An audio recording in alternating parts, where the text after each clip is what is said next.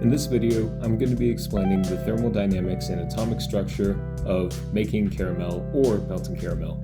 For this recipe, we're going to start by buttering the inside of a pan and then taking some wax paper and covering all 5 sides on the inside.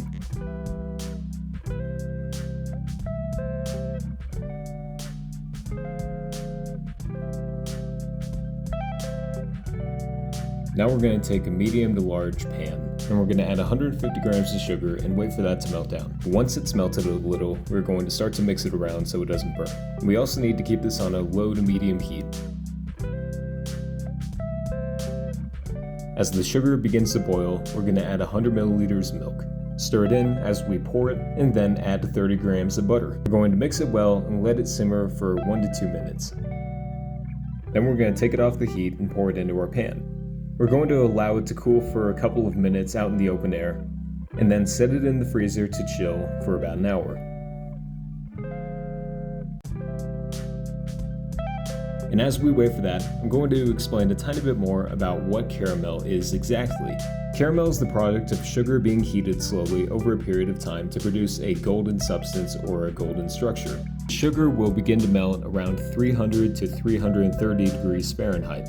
And the reason caramel is brown is due to the same reason that most foods darken in color when they're heated or cooked. It is a reaction known as the Maillard reaction, where proteins and amino acids chemically react to carbohydrates as sugars. This process may occur over an arbitrarily long period of time, but typically humans don't have that kind of time to have things naturally heat, so we conduct thermal energy as a catalyst into our food to heat it. And sugar, also known as sucrose, has a somewhat complex molecular structure.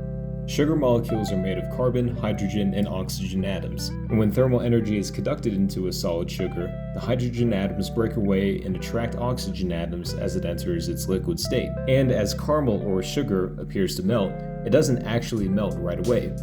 Before getting to that point, it decomposes into 2 main components when conducted with thermal energy, glucose and fructose, and these separate sugars will begin to melt right away.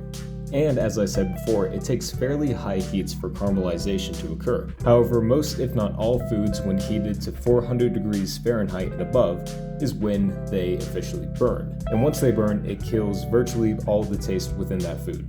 The charred mass that was once the food is mostly burnt carbon and small amounts of sugar residue. Our caramel has been chilling in the fridge for a bit over an hour, and if everything went to plan, it should still be soft but not sticky.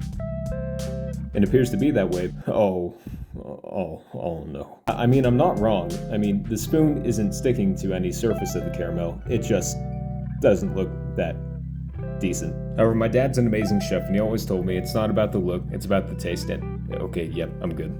I think where I went wrong is that I heated my sugar too high and I didn't mix it up enough, and so ultimately it burned. And the milk was popping everywhere when I was trying to add it and stir it in, so that wasn't fun either. Overall, this was fun. The outcome wasn't great, but I still enjoyed it. And I hope you, the audience, learned a bit more about caramelization, the Maillard effect, and overall the atomic structure and thermal conduction of cooking. Alright, bye. Thanks for watching.